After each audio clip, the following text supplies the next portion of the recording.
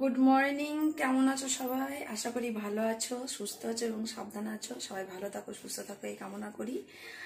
আর আমার ঝাঁট দেওয়া, ঘরটা পরিষ্কার করা হয়ে গেছে। এখন আমি খাবো। তো আমার খাওয়ার মধ্যে এই যে ব্রেড সেকে নিচ্ছি, আর এখানে ডিম সেদ্ধ করেছি একটা, আর খাবো। আমি খাই, একটা কলা খাই, 2-4টে আমন্ড খাই এখন আর কি ইদানিং। তো আমন্ডটা আমার ফুরিয়ে গেছে, কলাটাও ফুরিয়ে গেছে। তো আমি এই একটা প্রোটিন পাউডার খাই, ডাক্তার আমাকে এটা খেতে বলেছিল খুব উইক হয়ে যাওয়ার জন্য। তো আজকে তোমাদের সাথে শেয়ার করছি যে আমি কি খাই। প্রোহেন্স।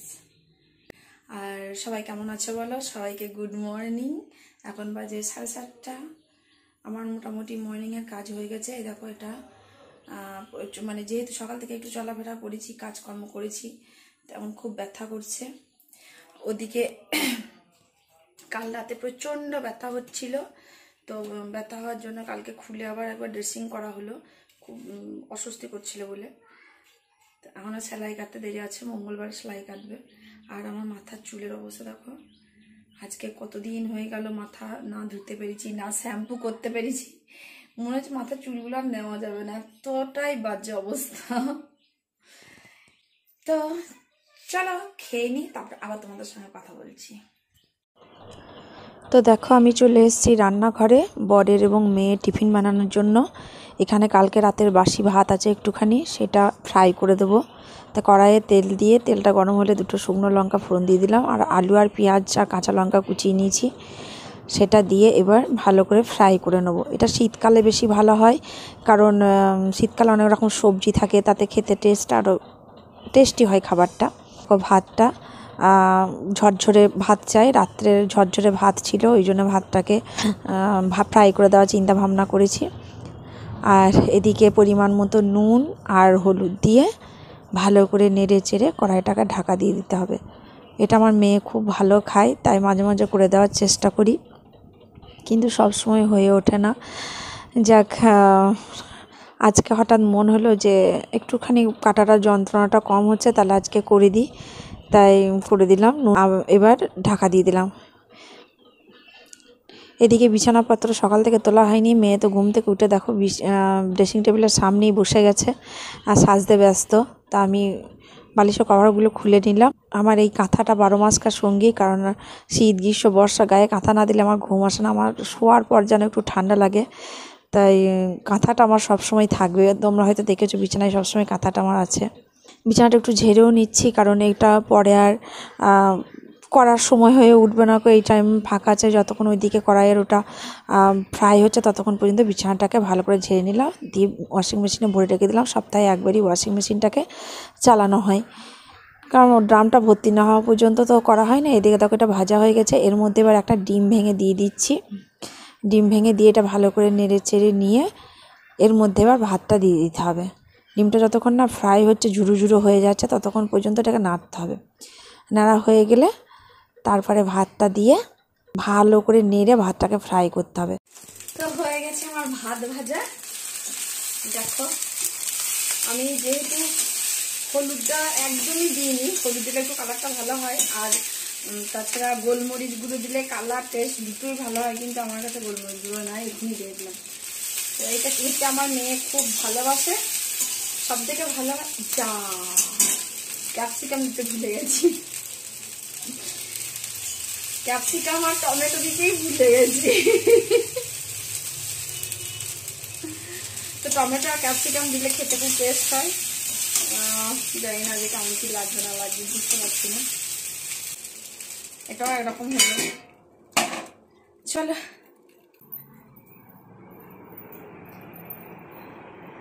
আজকে সকালবেলা থেকে গাছগুলো জল টল দিয়ে দিয়েছি, গাছের পরিচর্যা হয়ে গেছে। চালে দেখো আমার চলো একবার তাহলে দোল খেয়ে নি বসে বসে। কিছু বলছিস? এই যে কোটির মেয়ে, এটা আগের বছরকার মেয়ে কোটি, এটা এবার আবার কটা মেয়ে হবে না কটা ছেলে হবে কে জানে। আমি দোল খেতে খুব ভালোবাসি। গরমে ঘেমে গেছি পুরো। আকাশটা দেখেছো কেমন? কোথাও রোদ মানে সাদা তুলোর মতো, কোথাও কালো মেঘলা।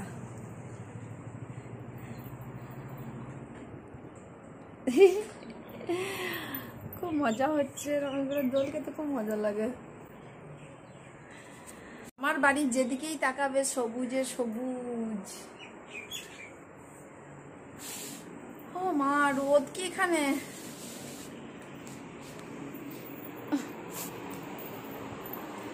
এই তোর হয়েছে? দেখো আমার মেয়ে, দেখো সকালবেলায় উঠে কেমন ড্রেসিং টেবিলের সামনে বসে গেছে, কি খুটু খুটু করছে কে জানে। খাওয়ার নাম নেই, কিচ্ছু নেই। লাইট একখানা জ্বেলে রেখেছে ঘরের মধ্যে গরমে। চলে চলে চলে 10:30 পেরিয়ে গেছে, 11টা বাজতে চললো। এবার রান্না বান্নাটা করে নিই। কিন্তু সমস্যা, আমার এক পিস ইলিশ মাছ ভরা আছে অনেক দিন ধরে, সেটি কিছুতেই বের করতে পারছি না, এমনভাবে বরফের সময় জমে গেছে।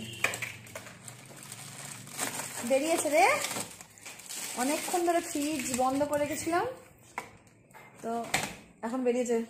বুঝলি ফ্রিজটা বার করে, এই চালিয়ে দে। চলো তাহলে আজকে মাছ খাওয়া আছে সত্যি, কিন্তু মাছের কি করবো। তো এখন ভাজা হবে উচ্ছে।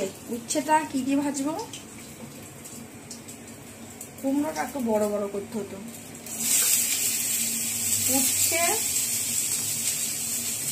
আর এই যে কুমড়ো, উচ্ছে কুমড়ো, কুমড়োটা গলে যাবে, কুমড়োটা আরো বড় করতে হতো, মোটা মোটা করতে হতো কুমড়োটা। আর এই একটা কাঠ শিম আছে, কাঠ শিমটা দিয়ে দিই।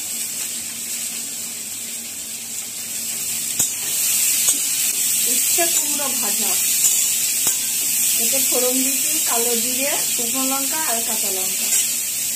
তোমরা খেয়ে দেখো, ভালো লাগবে। দেখো মাছ নিয়ে বসে গেছে এবার, এই যে মাছটা এখন কাটবো, কেটে রান্না করব, করে স্নান করতে যাব।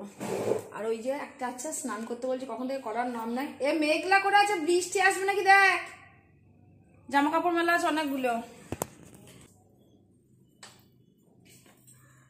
আমার মাছ কাটতে এত বিরক্ত লাগে, তবুও কি করব, আমার মাছ কাটার লোভ নাই, আমাকে কাটতে হবে। ফ্রিজের মধ্যে ছিল তো মাছটা, প্রচুর জল ঝরছে।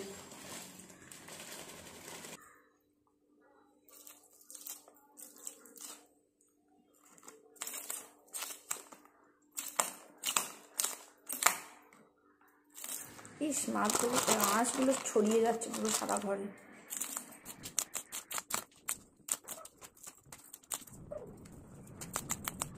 এত শক্ত হয়ে গেছে মাছটা, আঁশটা ওঠার বদলে মাছ ছেড়ে যাচ্ছে, আঁশ উঠছে না, মাছ উঠে যাচ্ছে।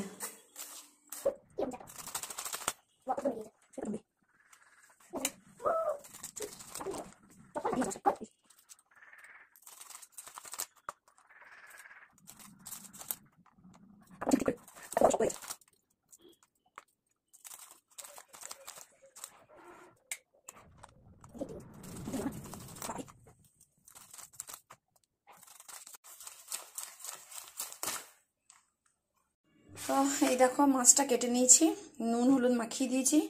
তো এখন আপাতত ঠিক হয়েছে যে ইলিশ ভাপা হবে। তো এখানে সর্ষে বাটা নিয়ে নিয়েছি, সর্ষে বাটা আর লঙ্কা বাটা আছে এর মধ্যে। এবার তোমরা কি করে করো জানি না, আমি যেমন করে করি সেই প্রসেসটা দেখাচ্ছি। সামান্য একটু হলুদ, স্বাদ মতো লবণ, 3টে কাঁচা লঙ্কা আর কাচ্চি ঘানি সর্ষের তেল।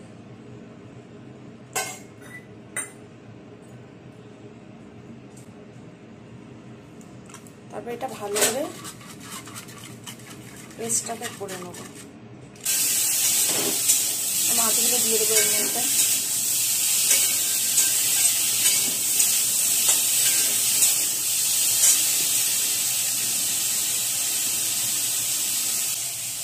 তো এটা মাছটা সাজিয়ে নিলাম বেশি। এবার এটা ঢাকনা লাগিয়ে কিছুক্ষণ ম্যারিনেট হোক, তারপরে একটু পরে এটাকে বসিয়ে দেবো ভাপে। তো যতক্ষণ মাছটা ম্যারিনেট হচ্ছে ততক্ষণ আমি স্নান করে চলে এসেছি। আমার স্নান তখন কাকের স্নান। মাছটা বসানোর আগে আমি একটু নিজেকে নিয়ে একটু ভাবনা চিন্তা করি, বুঝলে বোট। দেখো সকাল থেকে উঠে থেকে শুধু আয়নার সামনে বসে থাকা, আর কোনো কাজ নাই, শুধু আয়নার সামনে বসে বসে সাজগোজ করা।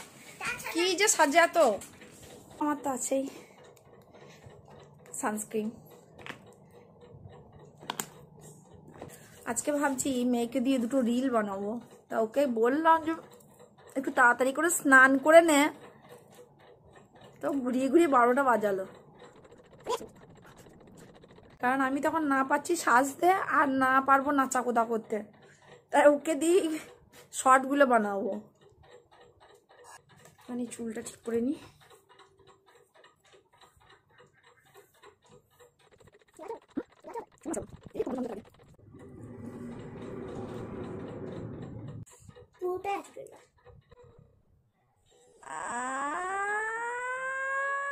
চুলটা আঁচড়াতে পারি না, এখানে এমন করে লেগে যায়। আমার কাছে চিরকালীন বাম। ঠোঁটটাকে খুব সফট করে, তার সঙ্গে একটা হালকা কালার দেয়। আমি ক্যামেরাটা তখন অনই করিনি। দেখো আমাকে এবার মানুষ মানুষ লাগছে কিনা। আমি এতক্ষণ বকেই যাচ্ছি, ক্যামেরা অন করে ভিডিওটা অন করিনি। তো আমার এদিকে বসানো হয়ে গেছে। তো এই দেখো কড়াইয়ের মধ্যে জল, তার মধ্যে একটা স্ট্যান্ড বসিয়েছি, তারপরে কৌটোটা বসিয়ে দিয়েছি। এবার এটাকে ঢেকে দেবো। তো আমি এই গামলাটাকে দিয়ে ঢেকে দিলাম। এইবার ওই 10-15 মিনিট মতো হবে, হয়ে তারপরে বন্ধ করে দেবো। এ বাবু বৃষ্টি নেমেছে, এই বৃষ্টির কোনো মাথা ছাতা নেই, জামা কাপড়গুলো শুকাবে না। 2 মিনিট পর পর বৃষ্টি আসছে, 2 মিনিট পর পর রোদ।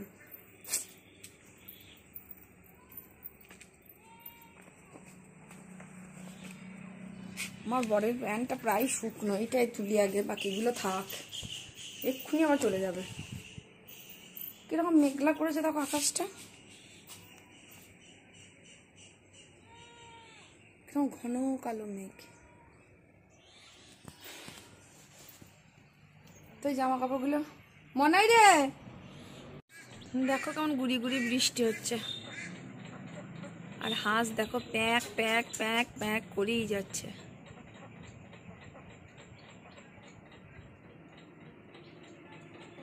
একদম ভাল লাগে না এরকম বৃষ্টি হলে।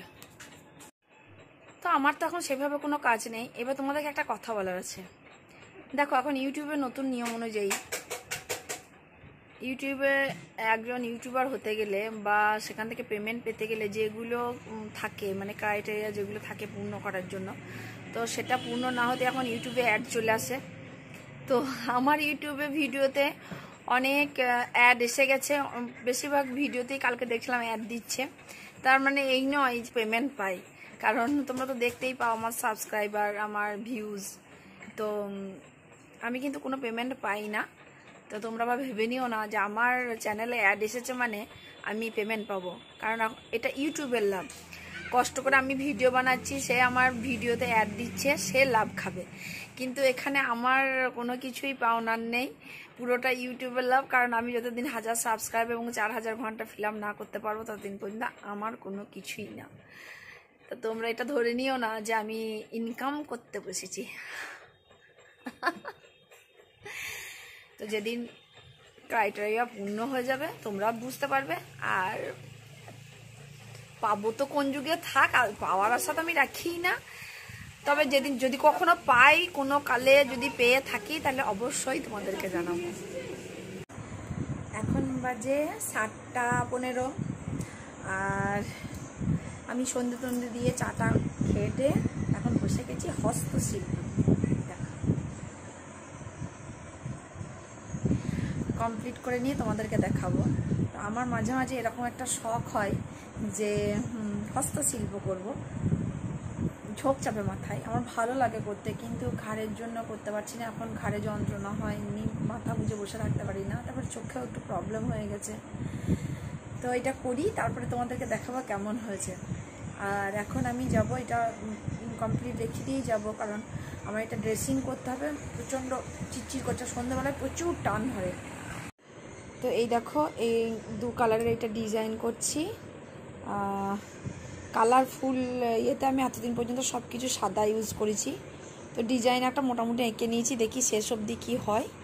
তবে ভাবছি এই যে এইটা যেমন করেছি না, এইটার মতো করব। দেখো আমার প্রত্যেকটা বালিশের কভারেই এরকম ডিজাইন করা আছে। এই দেখো, এই দেখো বালিশে জল পড়েছে নাকি রে বাবা? আরও আছে সব, সেগুলো এখন আর আমার কাছে নেই, ভরা আছে আলমারির মধ্যে। তো এটা কমপ্লিট করে নিই, তারপর তোমাদেরকে দেখাবো। আমি একটু জল গরম করে নিই, তারপর একটু ওয়াশ করে নিই। আর এইদিকে এই যে মেয়ে পড়তে বসেছে, কথা শোনা না, এখন আমাকে বকতে হবে পিছনে প্রচুর, তখন পড়া করছে। পড়াটা করে নিয়ে তারপরে খাওয়া দাওয়া করবে রাত্রে, তারপর শোবে। আর তার আগে আমাকে রান্নার ব্যবস্থাটা করতে হবে, কি রান্না হবে জানি না। ও বেলায় যা রেঁধেছি তাই খেয়ে নিয়েছি। তো আজকের মতো ব্লগটা এখানেই শেষ করছি, আবার পরবর্তী ভিডিওতে দেখা হবে তোমাদের সঙ্গে। সবাই ভালো থেকো, সুস্থ থেকো আর সাবধানে থেকো।